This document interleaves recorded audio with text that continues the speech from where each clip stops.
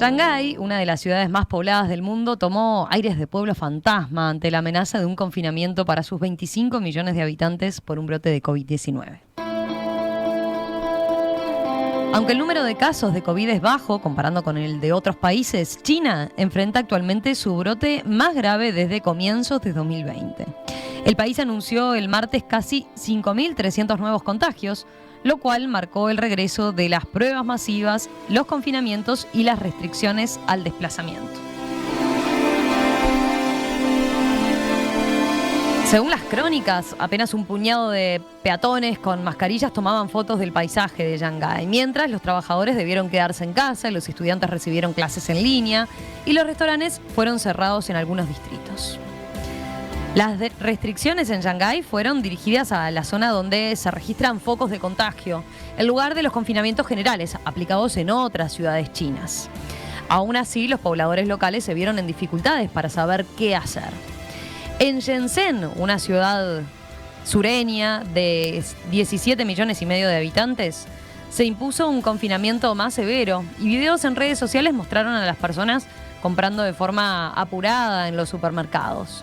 Muchos sitios fueron bloqueados con barreras rojas de plástico y se formaron largas filas entre los grandes torres donde trabajadores sanitarios con trajes de seguridad comenzaron a tomar muestras para las pruebas masivas de COVID-19. Vamos a averiguar un poco más de cuál es la situación ahí en Shenzhen directamente. Estamos en diálogo con Hanna Rodríguez Hertz, matemática uruguayo-argentina, radicada en Shenzhen, en China, allí desde hace varios años, profesora en la Universidad de Ciencia y Tecnología del Sur, colaboradora habitual de En Perspectiva. Hanna, ¿qué tal? ¿Cómo estás? Buenas noches para ti. ¿Qué tal, Romina? Un gusto, como siempre. Lo mismo. Gracias, Hanna, por tenernos al tanto entonces de cómo se están viviendo estas medidas por allí. A ver, recuerdo que hace unos 15 días más o menos, creo que hablamos 15, 20 días, cuando en Shenzhen se empezaban a dar los primeros confinamientos en barrios particulares, ¿verdad? Ahí te había tocado. Eran de las primeras horas de los confinamientos y nos contabas que estabas tratando hasta de conseguir alimentos, ¿no? Porque en tu barrio, bueno, se habían cerrado hasta los locales comerciales, los supermercados y demás. Y bueno, esa era toda una odisea, entonces, por esas horas. ¿Cuál es el panorama que tenés hoy concretamente? Bueno, hoy en Shenzhen se tomaron medidas bastante fuertes, pero no es del todo cierto que haya un confinamiento de la ciudad, en el Bien. sentido que, o sea, legalmente podemos salir, pero es muy complicado, porque los hoteles de otras ciudades no toman gente que viene de Shenzhen. Si uno quiere viajar a otra ciudad, tiene que hacer cuarentena en un hotel y testearse antes de llegar a la otra ciudad. Entonces, desde el punto de vista práctico, es realmente muy complicado salir de la ciudad. Bien. Las medidas que se tomaron son varias. Para empezar, se tomó la medida de cortar metro y ómnibus en toda la ciudad. Esto tomó efecto el lunes y va a durar hasta el viernes, y el viernes van a reevaluar. Eso para impedir el circulamiento masivo. Pero en taxi se puede circular, en Didi, que es el Uber chino, se puede circular. El gobierno sugirió fuertemente trabajar desde la casa, cosa que yo ya estaba haciendo, ya te conté, porque nuestra universidad cerró antes, así que nosotros ya lo veníamos haciendo. Pero otras empresas, desconociendo el mandato, la sugerencia gubernamental, exigieron a sus trabajadores que vayan, que se apersonen, o sea, Mirá. o pidan licencia o se apersonen. Y eso generó bastante complicación. Y no fue una sola empresa, fueron más de una. Después, la otra medida que yo encuentro inexplicable, cerraron todos los parques y áreas públicas. O sea, todas las áreas abiertas, digamos, la Rambla, parques, lugares para hacer montañismo, todo eso está cerrado. Y muchos complejos de este barrio y de otros barrios, de nuevo, confinamiento de nuevo. Me da una pena porque hay uno que está acá como a 10 cuadras en Sihuan, que estuvo confinado al mismo tiempo que nosotros, y el día que abrieron el confinamiento a las 12 de la noche empezaron a tirar fuegos artificiales, estaban re felices, y ahora el lunes lo confinaron de nuevo. Ahora el Duró tuyo, poco. tu torre en particular no está con confinamiento entonces. Mi torre no está con confinamiento, hoy salí a caminar 6 kilómetros. Aparte, el domingo que anunciaron que empezaban las medidas de confinamiento, yo nunca vi tanta gente en la calle como, como esa noche. En Shenzhen, en mi vida en China vi tanta gente en la calle. Estaba la gente saliendo como si no hubiera un mañana, todo el mundo Mirá, saliendo. Que eso es una diferencia, que después si querés profundizamos, pero sí. que es una diferencia que yo veo con el inicio de la pandemia. A ver, Al inicio de la sí. pandemia, la gente acataba mucho, estaba muy segura de que todo lo que el gobierno hacía era por nuestro bien, yo te diría un acatamiento del 100%. Y aparte un espíritu muy de acompañar las medidas, por más que podían parecer medio estrictas al principio, la gente acompañaba mucho. Ahora la gente como que sabe que Omicron es mucho más leve, que la letalidad es mucho más baja, que hay un 85% de vacunados, que en particular Shenzhen es una ciudad donde el 50% de la población tiene menos de 30 años y creo que solo el 6% tiene más de 60 años. Entonces es una población súper joven. La gente, todas estas medidas, o sea, ayer hubo 61 casos en la ciudad. ¿Entendés? Sí, La sí, gente sí, sí. dice, o sea, realmente nos estamos fundiendo porque la otra medida que no te conté, todos los restaurantes están cerrados, a algunos se les permite delivery. Las grandes superficies están cerradas, muchos supermercados, no siendo grandes superficies, igual están cerrados, les permiten los almacenes chicos, los kiosquitos, las cosas de abastecimiento más inmediato. Ujú. Este, y eso en nuestro barrio es mucho más estricto porque es considerado un barrio peligroso, entre comillas. Yo, por ejemplo, tengo que pedir las verduras a otro barrio. Las compro por internet y me las traen de otro barrio. Te iba a decir, Sí. Jana, entonces eso es un cambio respecto a lo que estás señalando. Bueno, ya lo que mencionabas antes, ¿no? Ese cambio en las empresas, con decir, bueno, sí, más allá de la sugerencia del gobierno, nosotros pedimos que los trabajadores concurran presencialmente. Eso es un cambio. ¿Qué pasa? ¿Hay cierto hartazgo de la población? O por otro lado, también, estamos hablando de la variante Omicron, ¿no? También.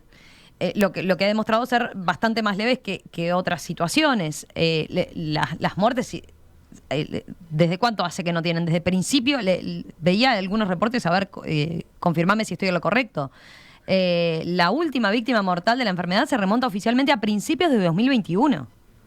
Sí, y en Shenzhen es más, creo que desde 2021 no hubo muertos porque en la ciudad de Shenzhen hubo en total 3 muertos en Ujú, toda la pandemia.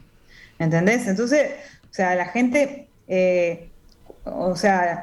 cuando la gente percibe que el gobierno está procediendo en pos del bien común, la gente acata. O sea, es una simplificación a veces bastante racista de que el pueblo chino es un pueblo que tiene el cerebro lavado. No es así. La gente responde porque en general les ha dado resultado responder. Pero ahora, o sea, están viendo que no están siendo razonables. Cuando el gobierno no es razonable, la gente se empieza a poner incómoda. ujú.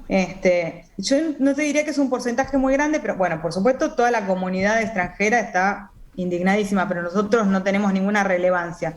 Pero lo que sí estoy empezando a ver es un porcentaje no trivial de chinos que están diciendo esto no tiene sentido. Además, ya te conté, hubo una indignación muy fuerte porque personal sanitario mató a palos a un perro de raza de una señora infectada y la señora tenía cámaras en su casa donde registró eso y lo subió a Weibo, que es el Twitter chino, y los internautas ardieron en indignación.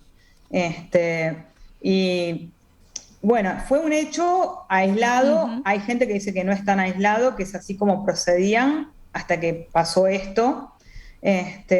Y yo empiezo a ver la primera resistencia por parte de los chinos, que es lo que más me interesa. O sea, el otro día un señor que es medio ahí capo de la banca crediticia puso un tuit durísimo diciendo que estas medidas eran ridículas, eran propagandísticas y que a él le parecían un sinsentido. O sea, un tipo de muy alto Sí, perfil, sí, sí, sí. no es común. Chino, Eh, porque y ves al gobierno con posibilidad de rever. La otra vez, hace 15 días cuando hablábamos, vos me decías, bueno, si el gobierno chino se puso que va a ser cero COVID, la política de cero COVID, como sea, la va a cumplir. Ahora, ¿ves que ante este panorama esté pensando en flexibilizar efectivamente las medidas? mira, va a depender mucho de la reacción de la gente. O sea, Zhong Nanshan, que es el capo de epidemiólogo de China, es el héroe Ujú. nacional de todo esto, Zhong Nanshan el año pasado dijo que cuando se alcanzara el 83,3% de la vacunación, ya estábamos en situación de poder apostar a la inmunidad de rebaño. Estamos en el 85 y no pasó nada. Se perdieron una oportunidad dorada de abrir y por lo alto, digamos. Ahora se decantaron por el cero COVID y van a morir en esa colina, porque cero COVID puede funcionar con Delta, puede funcionar con las primeras variantes, pero Omicron es una realidad completamente distinta. Y la gente empieza a sentir malestar. La gente empieza a sentir malestar económico. Ujú. Yo decía esto, bueno, es un poco controversial, pero si bien China es un Estado totalitario, tiene algunos elementos de democracia directa, en el siguiente sentido, son 1.500 millones de personas, o sea, no pueden darse el lujo de un 10% de gente disconforme. Entonces, están muy atentos al termómetro social, ¿entendés? Y un 10% de gente que se empiece a indignar, estamos hablando de 150 millones de personas Claro. indignadas, que no se pueden contener ni siquiera con fuerzas armadas, ¿entendés? Entonces, yo creo que esto es opinión personal, no estoy dando Sí, sí, sí, información, sí, sí, estoy sí. opinando. Yo creo que el gobierno va a tomar muy, muy finamente el pulso de la población en esto. Yo no, personalmente no creo que se pueda sostener mucho en el tiempo, una cosa así, porque la gente empieza a perder dinero y ya sabemos que el bolsillo Claro. es el órgano más sensible del ser humano y tarde o temprano se explota. Te iba a decir, Este, Hanna, pero por ahora, por lo que está señalando, son pequeñas señales, ¿no? Todavía no vemos ni un intento de manifestación en contra, ni. Son pequeñas no, señales no. que de alguna manera a vos te dan la pauta de que, bueno, están atentos, por lo menos el gobierno chino está atento a. Entonces, a cómo está calando esto y bueno, y Yo sí no puede sé si seguir está, o efectivamente. sea, yo no sé si está atento. Yo creo que yo estaría atenta y me parece que ellos no son ningunos tontos y seguramente lo están. Cómo evoluciona. A todo esto, yo tengo amigos que trabajan en el campo de la Ujú. restauración, el gobierno no está dando ninguna ayuda a los restaurantes que están cerrando. Ujú. O sea, A algunos diferencia capaz restaurantes de las pueden. primeras partes, de los primeros momentos de la pandemia. Las ayudas fueron muy localizadas en los primeros Bien, momentos de la pandemia. Yo vi muchos negocios fundirse en la primera parte, pero la economía como un todo claro. logró seguir creciendo. Yo no sé ahora con estas medidas, si estas medidas estrictas se perpetúan, va a empezar a haber pérdida de dinero. Y eso la gente no lo recibe bien, eso en ninguna parte del mundo. Cuando hay pérdida de poder adquisitivo, o sea, hay un contrato social. Nosotros obedecemos, nos portamos bien, somos cívicamente responsables porque hay un beneficio social a cambio. Si el beneficio no empieza a no ser tal, yo creo que, o sea, yo estaría atenta, no estoy diciendo nada, Sí, sí, estoy sí, sí, te simplemente entiendo. diciendo que yo empiezo a ver por primera vez que la gente no está tan contenta con las medidas. Algunos sí, algunos dicen que es fantástico, que están salvando millones de vidas.